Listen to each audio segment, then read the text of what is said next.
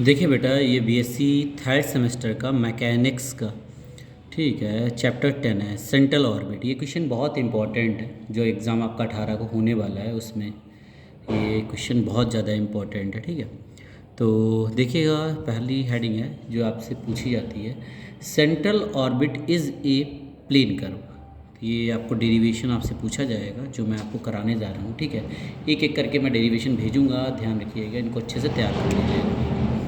लिखा है बेटा, देखिएगा, central orbit is a plane curve, ये पूछा जाएगा। ठीक है, क्या है इसमें, क्या करिएगा बेटा, ये कर्व ले लीजिएगा, ये कर्व है, ठीक, इस पर एक पॉइंट आर है, जो एक ओरिजन है ओ है। ठीक है, और ठीक है, ओरिजन ये है। ठीक है, और इसका मोशन जो है सेंटर की ओर है। ठीक है, और इस पे जो इसकी रेडियस है वो क्या है, आर है एक तरीके से। ठीक है, तो let a particle moves under central force, मतलब सेंट्रल फोर्स अंदर की ओर, एमपी जो फोर्स है, ये जो एमपी है वो फोर्स है, central force MP with O, मतलब ओ की तरफ है। ठीक है, as a centre of force, as a centre of force. ठीक है, ये थ्योरी आप लिखोगे, क्या लिखोगे, let a particle moves under a central force MP, central force MP है जो ये लग रहा है, विद ओ के साथ, as a central of force. ठीक है, एज ए ये सेंट्रल ऑफ फोर्स है। ठीक है, centre of force, sorry centre of force है।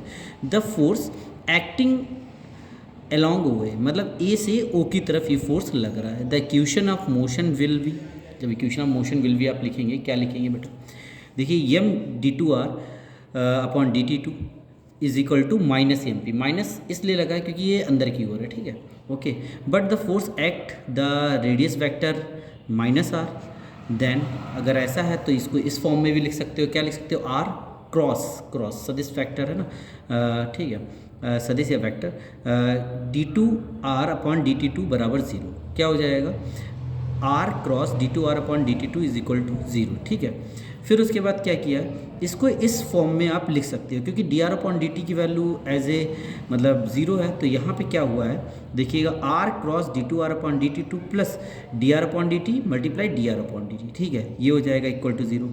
जब इसको आप लिखोगे तो ये जो चीज़ है कॉम्बिनेट होके इसको आप ऐसे लिख सकते हो, क्या लिख सकते हो, R cross D two R D R upon D T. जब आप इसको ओपन करोगे प्रथम एंड द्वितीय फलन से, फर्स्ट एंड सेकेंड फंक्शन से आप ओपन करोगे डी वाई डी टी के सापेक्ष, तो आपका यही बन जाएगा। तो इसको क्लोज करोगे तो ये बनेगा, तो ऑन इंटीग्रेटिंग करोगे तो ये चीज़ ओपन हो जाएगी, is equal to constant C आ जाएगा, vector C, where vector C is a constant vector हो जाएगा। ठीक है, फिर उसके बाद क्या करेंगे आप, देखिएगा, उसके बाद लिखना है आपको टेकिंग डॉट प्रोडक्ट, जैसे आपने क्रॉस पीछे लिया वैसे डॉट प्रोडक्ट ले लोगे।